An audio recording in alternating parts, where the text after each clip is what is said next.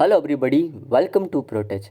दोस्तों, हमारे देश के सड़क परिवहन मंत्री श्री नितिन गडकरी जी ने अपने एक सेशन में पर्यावरण प्रदूषण को लेकर चिंता व्यक्त की और उन्होंने कहा कि जो डीजल वाहन है उनको कम करें, अन्यथा वहां पर मैं 10% तक पॉल्यूशन टैक्स लगा दूंगा। दोस्तों, ये स्टेप प्रत्येक पर्यावरणवादियों के लिए अच्छी बात है और देश की नेचर के लिए भी अच्छी बात है, पर क्या ये पॉसिबल है और इसको लेकर किस किस में खतरा है, आज के हम इस सेशन में यही एक्सप्लेन करने वाले हैं। कल हुए एक आतंकी हमले में हमारे 3 जवान शहीद हो गए। इन तीनों जवानों और ऑफिसरों को देश का नमन है। इनकी जय हिंद, इनकी आत्मा को परम शांति प्राप्त हुए। जय हिंद। अब बात करते हैं हमारे आज के इस टॉपिक पर। तो सर, नितिन गडकरी रोडमैन के नाम से जाने जाने वाले भारत के एकमात्र नेता है और इन्हें अब शायद ग्रीन मैन के भी नाम से जाना जा सकता है, क्योंकि इन्होंने देश की पर्यावरण समस्या को केंद्र बिंदु पर लाते हुए उन्होंने कहा कि अगर डीजल वाहन जो कि पोल्यूशन का एक कारण बनते हैं, जिनसे CO2, कार्बन मोनोऑक्साइड जैसी विषैली गैसेस निकलती है, उनको प्रोडक्शन कम करे, नहीं तो वहाँ पर 10% तक टैक्स लग जाएगा और वो पोल्यूशन टैक्स होगा। आइए आज के हमारे इस वीडियो में हम यही एक्सप्लेन करने वाले हैं कि इसको जो ये इम्प्लीमेंट करेंगे तो इसमें क्या क्या प्रॉब्लम का सामना करने पड़ेंगे और क्या क्या इसका सॉल्यूशन होगा। आइए आज के हमारे इस वीडियो में हम बात करते हैं। दोस्तों, ये एक वार्निंग थी for the industry of the automobile बनाने वालों के लिए ये एक वार्निंग की तरह थी, क्योंकि 10% टैक्स सचमुच में एक बड़ा टैक्स होता है। चलो, इसके लिए वेल इंटेंशन स्टेटमेंट थी, इसमें किसी प्रकार का कोई इंटेंशन में ख़राब नहीं था। पर्यावरण को सुरक्षित बनाना था, लोगों को स्वच्छ हवा प्रदान करने वाला था, ये इंटेंशन भरा स्टेटमेंट था ताकि पोल्यूशन को कम किया जाए। लेकिन ये स्टेटमेंट सुनकर ऑटोमोबाइल इंडस्ट्री के सभी दिग्गज नेता या फिर कंपनी में खलबली मच ली है और कंपनी और इन्वेस्टर इसको लेकर के बिल्कुल भी एंथुसियाज्म या फिर उत्सुक नहीं नजर आ रहे हैं। Strike fuel norms of the vehicle, उन्होंने पहले भी देश के व्हीकल गाड़ियों पर जैसे सीट बेल्ट अनाउ करना, एयरबैग अनाउन करना, तो नितिन गडकरी जी ने कुछ ऐसे स्ट्राइक जो कठिन नियम बनाए हैं देश के व्हीकल ऑटोमोबाइल इंडस्ट्री पर, तो ऐसा संभव भी हो सकता है कि ये 10% टैक्स की बात भी संभव हो सके। दोस्तों, नितिन गडकरी जी ने असली में स्टेटमेंट क्या कहा वो पहले हम देखते हैं, उसको हम बाद में व्याख्या करते हुए हम ये देखेंगे कि क्या भारत में इस तरह को इम्प्लीमेंटेशन कर सकते हैं। अगर हाँ कर सकते हैं तो हमें किन किन प्रॉब्लम का सामना करना पड़ेगा। तो बात करते हैं नितिन गडकरी सर के स्टेटमेंट के बारे में। उन्होंने अपने एक सेशन में कहा था कि मैं केंद्रीय वित्त मंत्री निर्मला सीतारमण जी से, जो कि हमारे फाइनेंस मिनिस्ट्री है, से मिलने का कार्यक्रम है। मैं पहले एक पत्र पर मसौदा तैयार कर लिया है और मैं उनसे निवेदन करूंगा कि वो 10% टैक्स, ध्यान रखिएगा, 10% अतिरिक्त GST डीजल वाहनों पर लगाए ताकि वो पोल्यूशन को कंट्रोल कर सके और ऑटोमोबाइल कंपनियां भी डीजल वाहनों की बजाय पेट्रोल या फिर EV पर शिफ्ट हो सके। बाद में गडकरी जी ने स्पष्ट कह दिया कि केंद्र सरकार फिलहाल यानी कि अभी किसी प्रकार के इस प्रस्ताव पर सक्रियता से विचार नहीं कर रही है, क्योंकि ऑटोमोबाइल में बड़ी खलबल आ गई थी। अब केवल श्री नितिन गडकरी के इस स्टेटमेंट से मार्केट पर इंस्टेंट क्या प्रभाव पड़ा है वो आइए देखते हैं।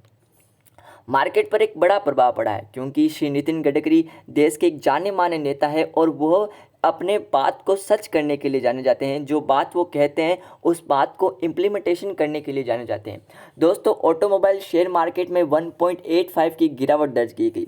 उसके बाद में टॉप कंपनियां जैसे बात करें महिंद्रा, टाटा या फिर अशोका, उनके शेयर में भी भारी गिरावट दर्ज की गई और 2 से लेकर के 2.5% तक उनके शेयर डाउन हो चुके और टोटल ऑटोमोबाइल कंपनी 1.8% तक से डाउन हो चुकी है।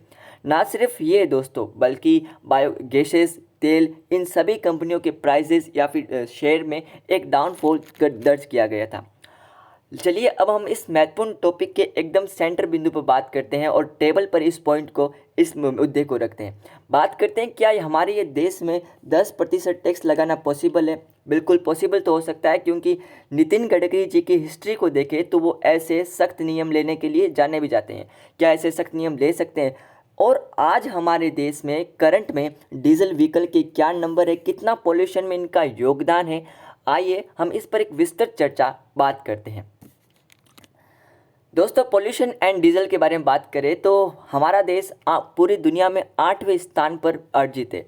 देश में बहुत पोल्यूटेड शहर की में बात करें तो दिल्ली, मुंबई, गाजियाबाद जैसे शहर दुनिया के नंबर 1, 2, 3 इन्हीं देशों में शुमार रहते हैं पॉल्यूशन के मामले में, जिनमें डीजल व्हीकल एक इम्पॉर्टेंट रोल अदा करते हैं। डीजल व्हीकल इसलिए क्योंकि डीजल व्हीकल से जो गैसेस निकलती है दोस्तों वो हानिकारक ज़्यादा होती है, जैसे कार्बन मोनोऑक्साइड, CO2, ये ज़्यादा harmful gases diesel engine produce करता है और ज़्यादा पोल्यूशन प्रोड्यूस करता है। पेट्रोल व्हीकल के बारे में बात करें तो ऑटोमोबाइल आंकड़ों में बात करें, जो प्राइवेट ओनर की कारें होती है जो अपने पर्सनल कार के लेती है, उसमें ये आंकड़ा दिखा रहा है कि जो प्राइवेट ओनर अपने लिए कार लेते हैं वो डीजल के बजाय पेट्रोल पे ज़्यादा शिफ्ट हो रहे हैं। आइए एक आंकड़े के माध्यम से समझते हैं। ऑटोमोबाइल के आंकड़ों के अनुसार जनवरी से जुलाई 2023 में बाजार में 2014 में जहाँ पर 42.5% पेट्रोल व्हीकल की हिस्सेदारी थी, वहीं पर आज 68.4% हो गई है। यानी कि बात कर सकते हैं तो हमारा देश का एक रुझान पेट्रोल गाड़ियों की तरफ शिफ्ट हो रहा है, ईवी की तरफ शिफ्ट हो रहा है। डीजल व्हीकल को पर्सनल यूज़ के लिए, जो पर्सनल गाड़ी है उसके लिए कहीं ना कहीं कम यूज़ हो रहा है। प्राइवेट डीजल व्हीकल के बारे में बात करें तो डीजल व्हीकल की अगर प्राइवेट बात करें तो उनमें लगातार इसकी जो संख्या है वो कम हो रही है। 2014 में जहां पर 47.9% तक लोगों के पास डीजल व्हीकल था फॉर प्राइवेट मेंटरशिप में, प्राइवेट ओनर के पास, वहीं पर 2023 में ये लगभग 18% तक हो गया है।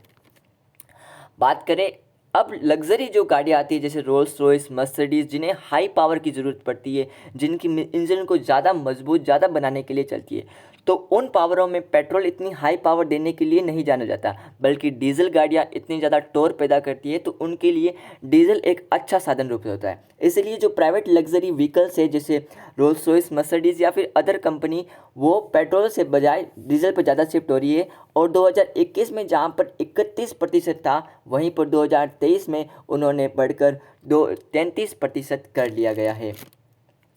दोस्तों बात करें डीजल व्हीकल का मेनली यूज़ कहाँ पे होता है तो हमारे टैक्सीज में, आने जाने के लंबे सफ़र में करने के लिए जो टैक्सी यूज़ करते हैं। ट्रक के बारे में बात करते हैं जो हमारे ट्रांसपोर्ट श्रृंखला में एक महत्वपूर्ण की रोल अदा करते हैं। बसेस के बारे में बात करें जो कि यात्रियों को ले जाने के बारे में बात करते हैं। इन सभी व्हीकलों को हाई पावर की ज़रूरत पड़ती है, हाई टॉर्क की ज़रूरत पड़ती है और जो डीजल इंजन प्रोड्यूस करता है। 2021 में जहाँ पर इसकी संख्या 28% थी दोस्तों, वहीं पर आज 47% है। अब बात करते हैं हमारे इस वीडियो के मेन सेक्टर के बारे में। हमने ये देख लिया कि डीजल इंजन किस किस गाड़ियों को ज़रूरत पड़ती है। इनमें हमने देखा कि डीजल इंजन बड़ी भारी गाड़ी है जिन्हें हाई टॉर्क पैदा करना होता है, उन गाड़ियों में डीजल इंजन का प्रयोग होता है। दोस्तों अब बात करते हैं कि क्या हमें इन गाड़ियों की कितनी ज़रूरत है कि हमारे देश में, वो बात करते हैं। रॉयटर्स की एक रिपोर्ट से पता चलता है कि 2022 से 2023 में भारत में लगभग 9,62,000 वाणिज्यिक वाहन बेचे गए। दोस्तों ऐसे वाहन जो कि व्यापार करने के लिए, आप कमर्शियल यूज़ करने के लिए उनका यूज़ करो, उनको बोलते हैं वाणिज्यिक वाहन। जैसे टैक्सी हो सकती है, ट्रक हो सकता है, बसेस हो सकता है, उनमें ये लगभग 9,62,000 बेचे गए। इनमें पहले की तुलना में ये 34% अधिक है, यानी कि हमारे यहाँ पर कमर्शियल वाहनों की बिक्री लगातार ज़्यादा हो रही है। बात करें ट्रकों के बारे में बात करें तो हमारे देश को 2050 तक जितने आज हमारे ट्रक है, 2023 में जितने ट्रक हैं, इनकी मात्रा को 4 गुना करना पड़ेगा। इतना हमारा ट्रांसपोर्ट परिवहन काम में अच्छे रूप से चलाने के लिए, क्योंकि दोस्तों 70% ट्रेड, हमारे देश में 70% ट्रेड आज भी रोड्स पर होता है एंड रोड्स पे सबसे ज़्यादा इम्पोर्टेंट आपको ट्रक की आवश्यकता पड़ेगी। अब बात करें कि क्या हम ट्रक की संख्या तो कम नहीं कर सकते, वेल दिस इज़ कंप्लीट हो गया, लेकिन अब बात करें कि क्या हम ट्रक के इंजन की तरफ शिफ्ट हो सकते हैं, उन्हें डीजल इंजन की बजाय उन्हें किसी और इंजन पे बात कर सकते हैं। तो हमारे पास एक जो साधन आता है वो आता है ईवी ट्रक्स का। आइए इस पे बात करते हैं। तो ये पहले की तुलना में इसमें काफ़ी समस्या है। यह डीजल इंजन के जो ट्रक्स अवेलेबल है उनकी तर्ज पर बहुत ज़्यादा एक्सपेंसिव है। इनकी वैल्यू करोड़ों में पड़ती है दोस्तों, जो हमारे इंडिया में नॉर्मली अफोर्ड नहीं कर पा सकते। तो हैवी ट्रक्स होते हैं हैवी व्हीकलों के लिए। और वहीं पर दूसरी समस्याएं ताकि जो ईवी ट्रक्स में फेस करनी पड़ती है वो है चार्जिंग की समस्या। आज हमारे देश में 135 व्हीकल पर केवल 20 चार्जिंग पॉइंट है। अगर हमारे पास इतने चार्जिंग स्टेशन अच्छी तरीके से इंफ्रास्ट्रक्चर नहीं रहेगा तो जो पेट्रोल डीजल की तरफ हम कभी भी ईवी से शिफ्ट नहीं हो सकते दोस्तों। तो दोस्तों आज के हमारा यही स्टेट में सेशन था।